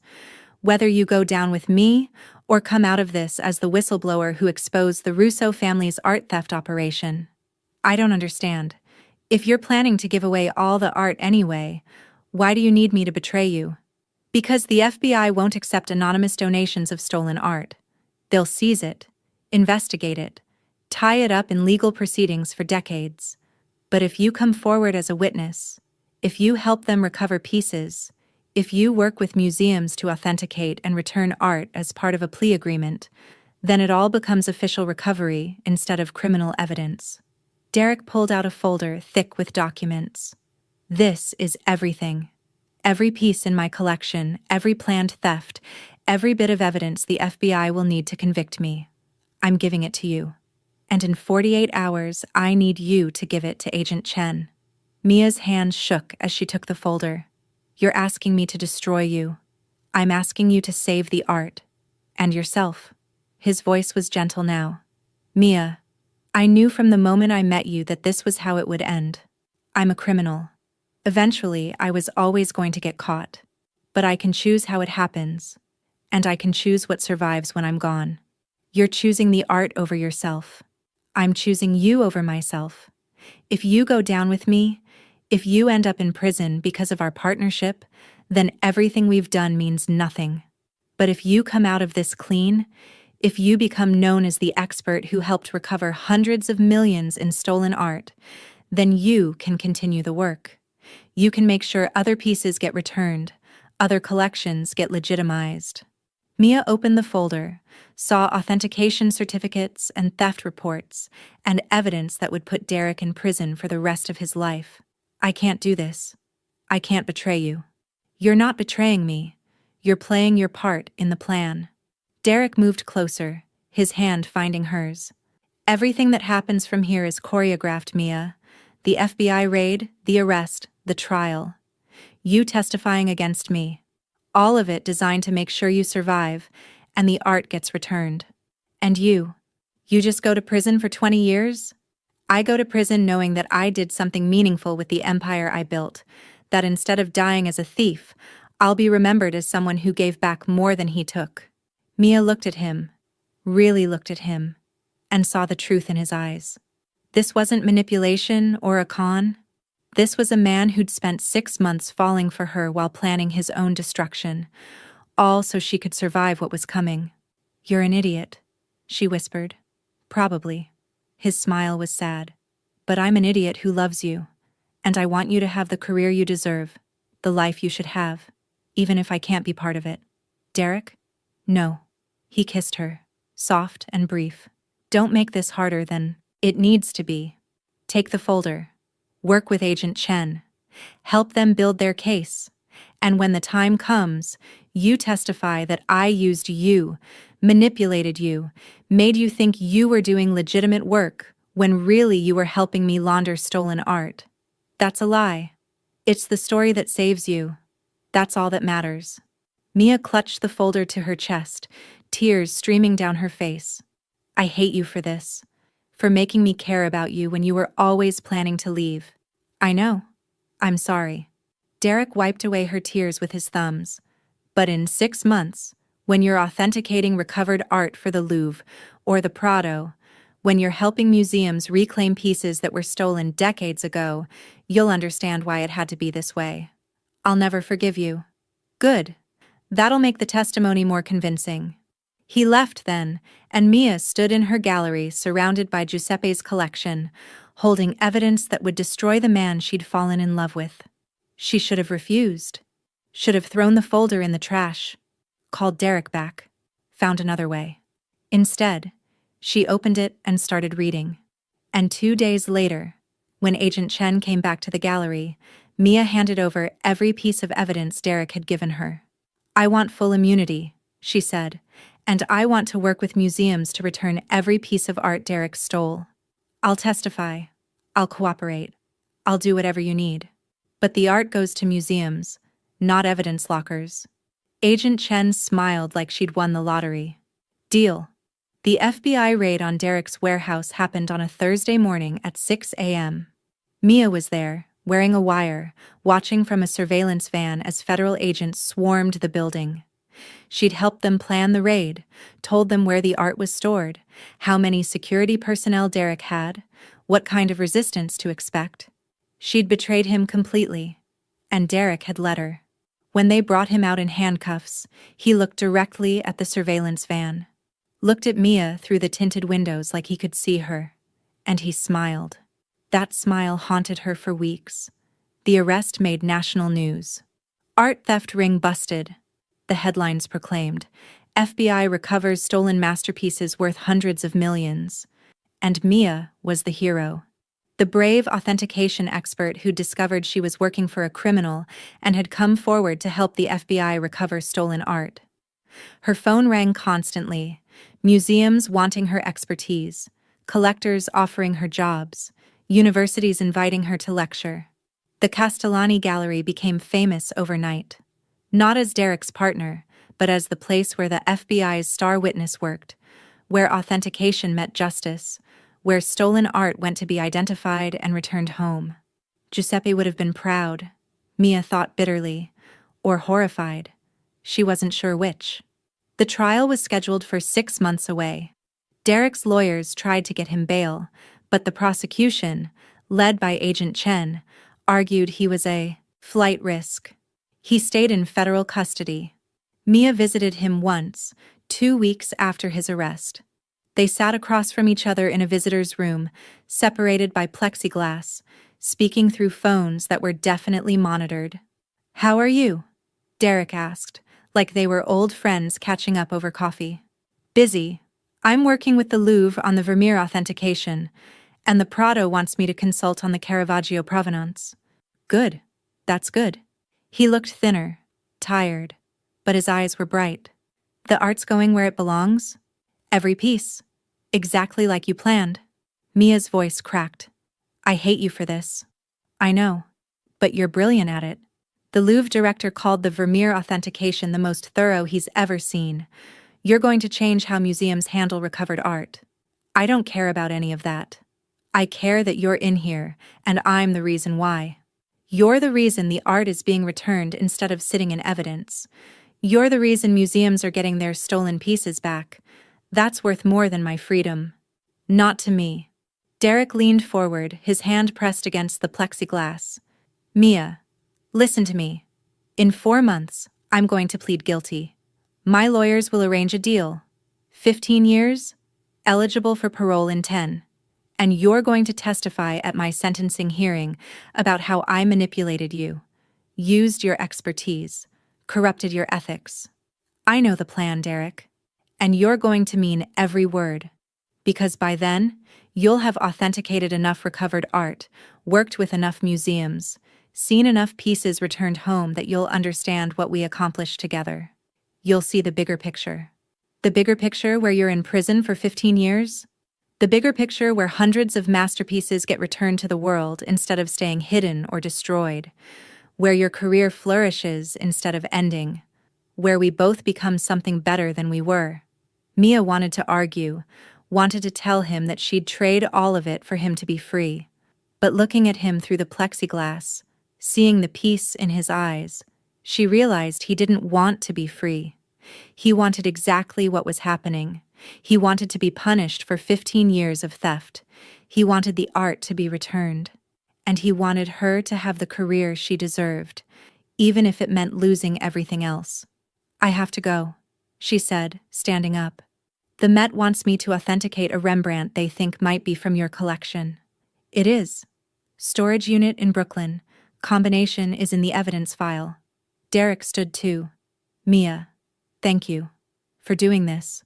For being strong enough to play the part I needed you to play. Don't thank me for destroying you.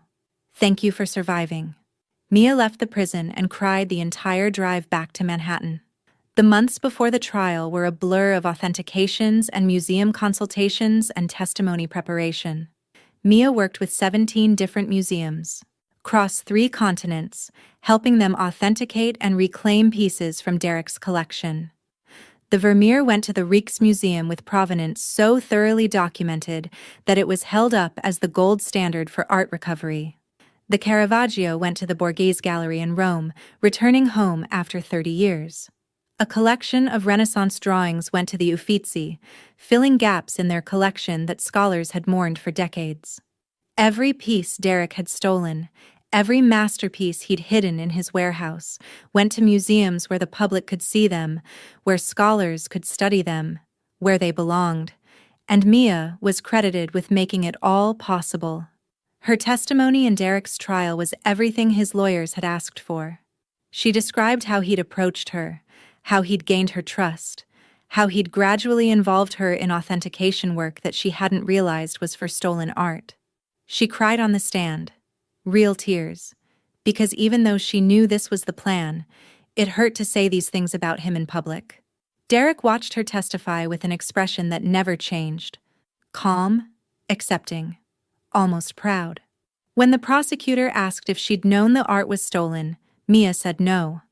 When they asked if Derek had manipulated her, she said yes. All lies, all necessary. The jury convicted him on all counts. The judge sentenced him to 15 years in federal prison, eligible for parole in 10 with good behavior. Derek was 42 years old. He'd be 52 when he got out, if he got out. An entire decade of his life gone, because of Mia. Because he'd loved her enough to sacrifice himself so she could survive. 2 years after Derek's conviction, Mia received a letter. It came to the gallery, addressed in handwriting she recognized immediately. Derek's bold script, somehow elegant despite being written with prison commissary pens. Mia, by now you've probably realized what really happened that night at the Celestial Ballroom. But in case you haven't, let me explain. The documents you found in your clutch, the forged authentication certificates, the false bills of sale, I put them there. Not to frame you, to force your hand. I knew the FBI was getting close. I knew they'd approach you, try to flip you against me. And I knew you'd never betray me willingly, no matter how much danger you were in. So I created a situation where you'd have no choice. Forged documents that implicated you in my crimes. Evidence that would destroy your career and land you in prison. And then I gave you a way out. Cooperate with the FBI. Testify against me. Save yourself.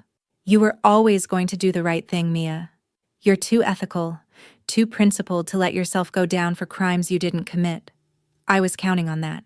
Everything that happened after that night was choreographed. My arrest, your testimony, the trial. All of it designed to accomplish three things. First, to get the art into museums where it belongs. Every piece you've authenticated and returned was planned months in advance. The museums we chose, the provenance we created, all of it carefully orchestrated to make sure the art ended up in the right hands. Second, to destroy the Russo family's art theft operation permanently, with me in prison and the FBI having seized all our contacts and records. The organization is finished.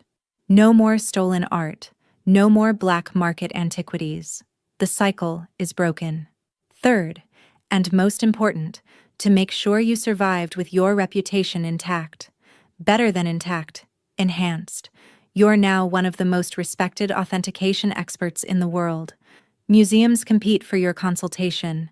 Your career is exactly what it should have been, what it would have been if I'd never entered your life and complicated everything.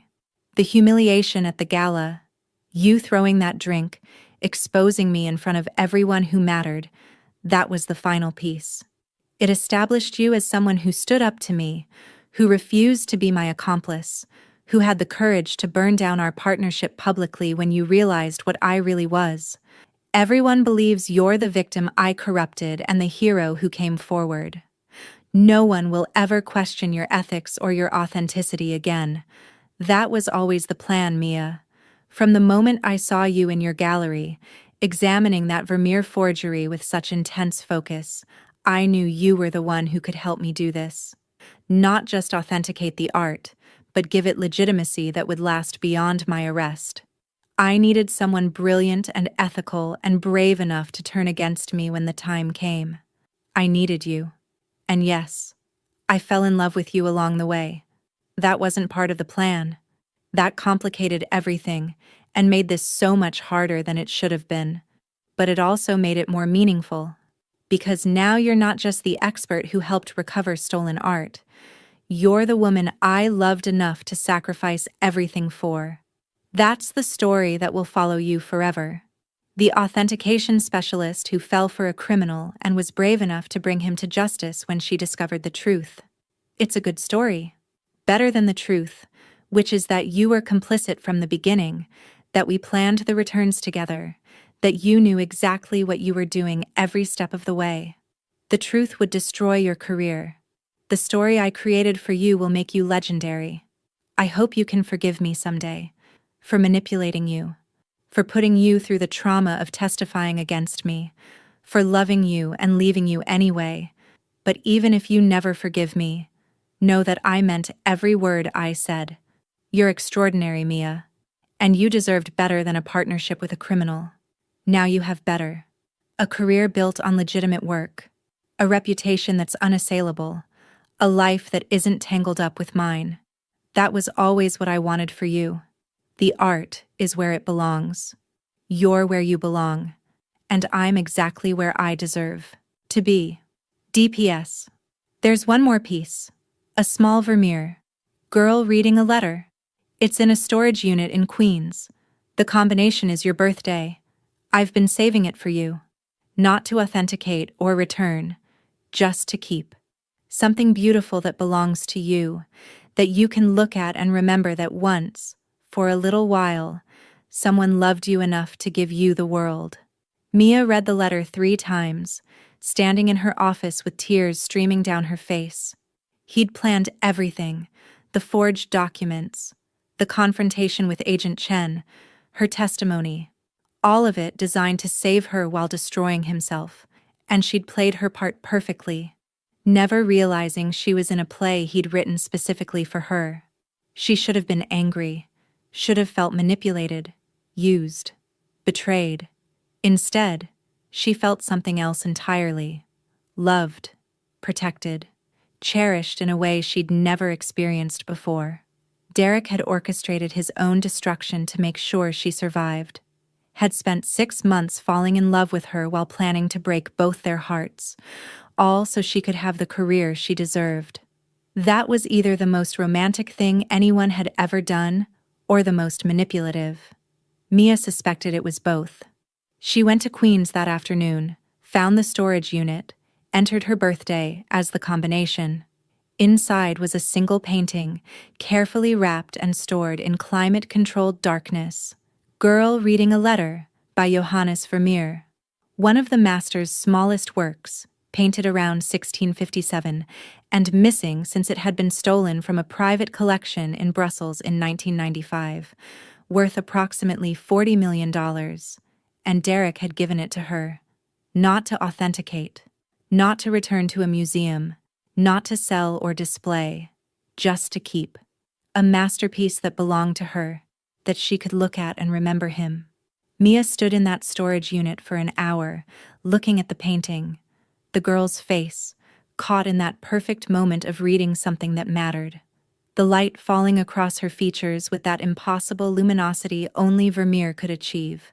She thought about Derek in prison, serving time for crimes he'd committed so he could return art to the world. Thought about her career, built on his manipulation and sacrifice. Thought about the fact that she was holding a stolen Vermeer, and the only person who knew it existed was serving 15 years in federal prison. She should return it. Should contact Agent Chen, add it to the recovery list, send it to Brussels where it belonged. Instead, she took it home, hung it in her bedroom where only she could see it.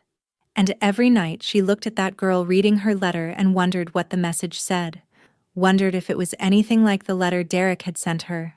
A confession wrapped in an apology, wrapped in a love letter that destroyed everything it touched. 3 years after Derek's conviction, Mia finally understood what had really happened that night at the Celestial Ballroom. She was working late at the gallery, going through old files for a new authentication project, when she found the security footage. It was from the coat room where she and Derek had talked after she'd found the forged documents. The footage she'd thought had been erased, that no one would ever see. But Derek had kept a copy, and he'd sent it to her, labeled simply, "The Truth." Mia watched herself on the screen, panicked and shaking, showing Derek the forged documents. Watched him study them, his expression shifting from confusion to understanding. But what she saw now, 3 years later, with perspective and distance, was something she'd missed in the moment. He wasn't surprised. He was checking to make sure everything had gone according to plan. The documents were supposed to be discovered that night, at that gala, in front of everyone who mattered, because that's when Mia would be most vulnerable, most likely to panic, most likely to do exactly what Derek needed her to do: confront the FBI, take the deal, testify against him. Every moment had been choreographed. The footage continued. Mia watched Derek pull her into his arms, watched herself lean against him, crying, watched him whisper things she couldn't hear through the security camera's audio. But she remembered what he'd said. "I won't let them use you to get to me. I promise. Whatever happens, I'll keep you safe."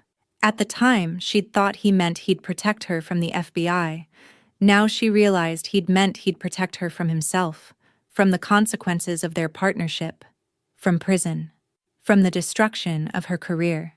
He'd protect her by making himself the villain, by taking all the blame, by creating a narrative where she was the victim instead of his accomplice. The footage jumped ahead, to the moment later that night when Mia had left the gala, when the ballroom had emptied and only Derek remained. She watched him stand there alone, looking at the spot where she'd thrown champagne at him, where she'd accused him in front of 600 witnesses. And she watched him smile. Not a cruel smile, not a satisfied smile, a sad smile. A smile that said he'd done exactly what he'd set out to do, and it had cost him everything, and it was worth it. The footage ended.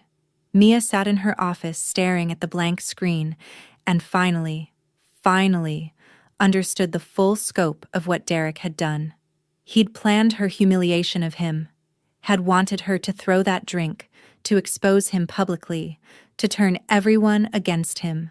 Because that's what would make the FBI believe she was genuine. That's what would make her testimony credible. That's what would save her reputation. The humiliation wasn't something that had happened to him. It was something he'd orchestrated for her. The title of their story, the one everyone told about them, was The Authentication Expert Who Exposed Her Criminal Partner. But the real title, the one only Derek knew, was The Criminal Who Let Himself Be Exposed so she could survive. And it had worked perfectly. Mia was now one of the most respected authentication experts in the world. Her career had flourished. Museums competed for her consultation. Students studied her techniques. All because Derek had let her destroy him. She picked up her phone and called the prison. It took 20 minutes to get through, but finally she heard his voice. "Mia, is everything all right? I found the footage from the coat room, from the ballroom." Silence on the other end. Then, "Ah, you planned all of it. The confrontation, the humiliation. You wanted me to throw that drink at you in front of everyone." "Yes. Why?" "Because you needed to be visibly, publicly angry at me. You needed witnesses who could testify that you'd turned against me before the FBI raid. It had to be real, Mia. It had to be something no one could question. So you made me humiliate you. In front of everyone who mattered. You let me destroy your reputation. My reputation was always going to be destroyed.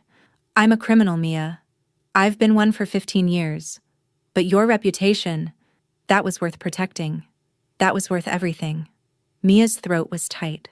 "I thought I was exposing you. I thought I was being brave, standing up to you. But really, I was just playing my part in your script. You were brave, braver than you know. Because even though I'd set everything up, you still had to make the choice. You had to decide to throw that drink, to say those words, to turn against me.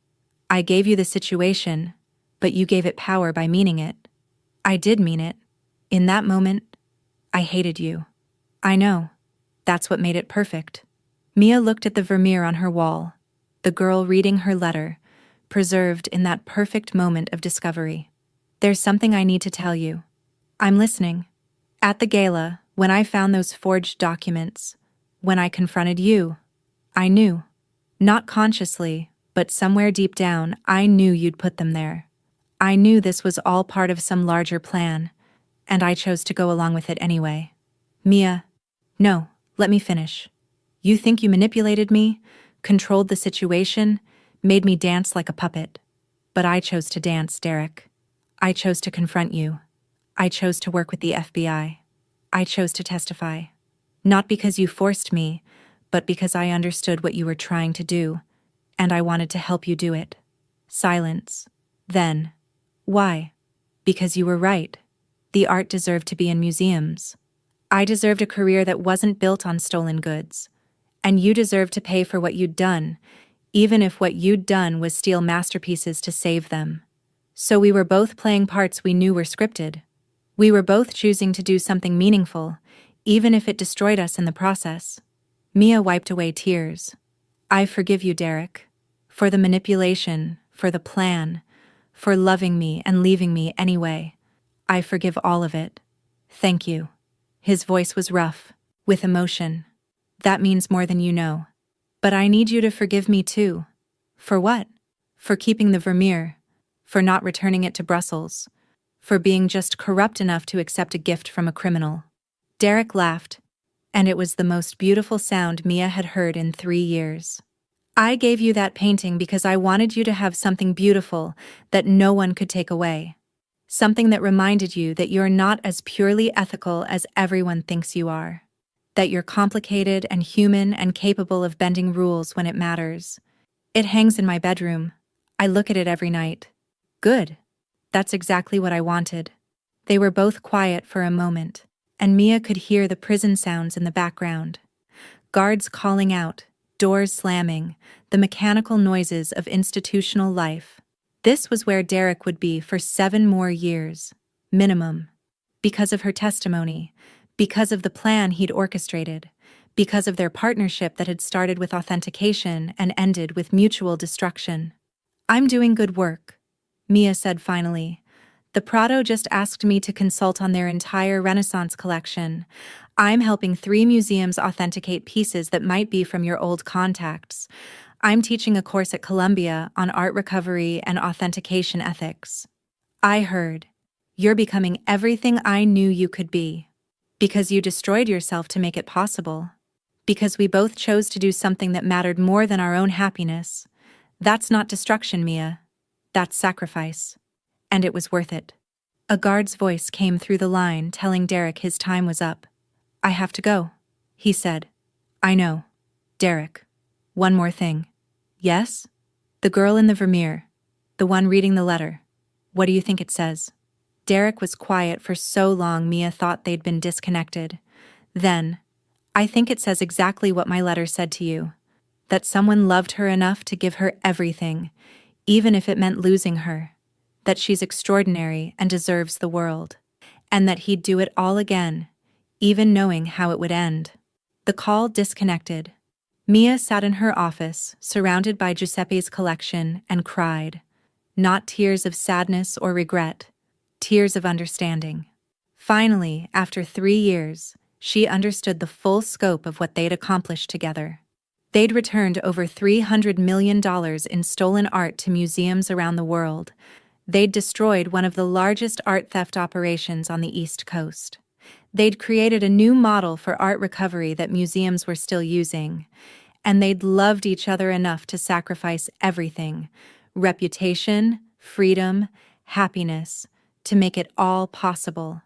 That night at the Celestial Ballroom, when Mia had thrown champagne in Derek's face and accused him of using her, everyone had seen humiliation, but really it had been the beginning of the most successful art recovery operation in modern history.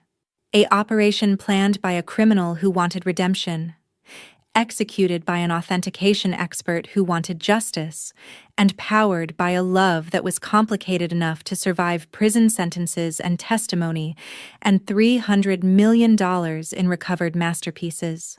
7 years later, when Derek was released on parole, Mia was waiting outside the prison. She'd brought the Vermeer.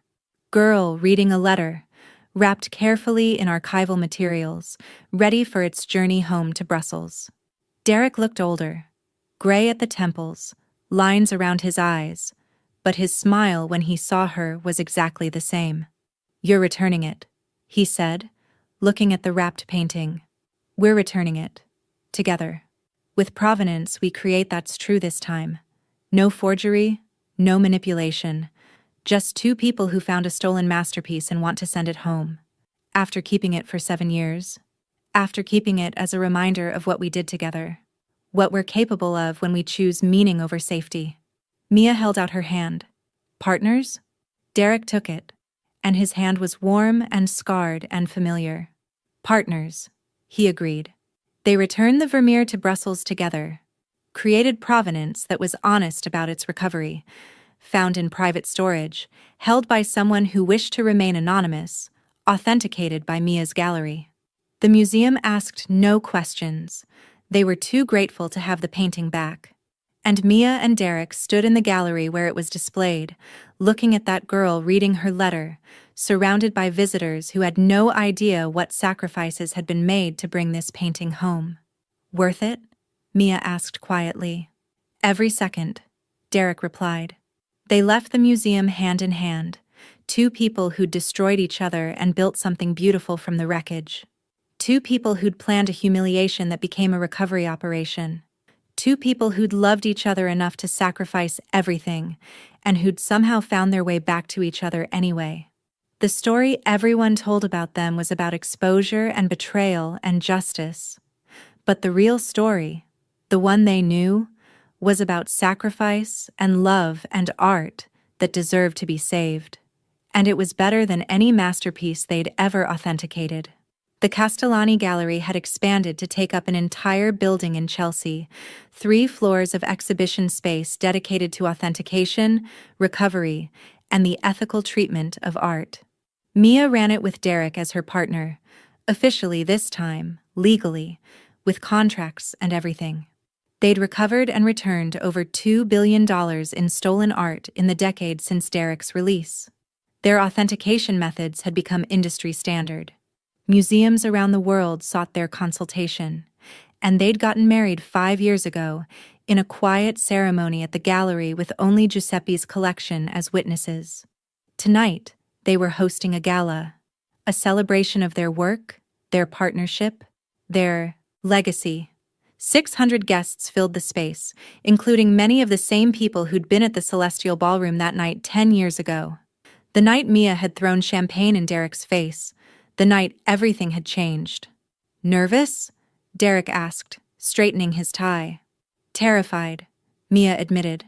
What if someone realizes what really happened? What if the truth comes out? Then we tell them. We tell them that sometimes the only way to save something beautiful is to destroy everything else. That love requires sacrifice, that the best plans are the ones where everyone gets what they need, even if they don't get what they want. Mia looked around the gallery, at the art they'd recovered, at the career they'd built, at the life they'd created together from the ashes of Derek's empire. No regrets? She asked. Derek pulled her close, his hand warm at the small of her back. Not a single one. The gala began, and they moved through the crowd together, accepting congratulations, discussing recent authentications, telling the story of their partnership. The official story, the one everyone believed, about the authentication expert who'd been brave enough to expose a criminal, about the criminal who'd been reformed by prison and love, about art recovered and justice served. It was a good story, but the real story, the one they knew, was better. It was about a mafia boss who'd let a woman humiliate him in public because it was all part of his plan. A plan to save the art he loved. A plan to protect the woman he loved. A plan that had worked perfectly, even though it had cost him everything. And as Mia stood in her gallery, surrounded by masterpieces that had been saved by their partnership, she thought about that girl in the Vermeer, still reading her letter, still caught in that perfect moment of discovery, still beautiful after all these years, just like their story.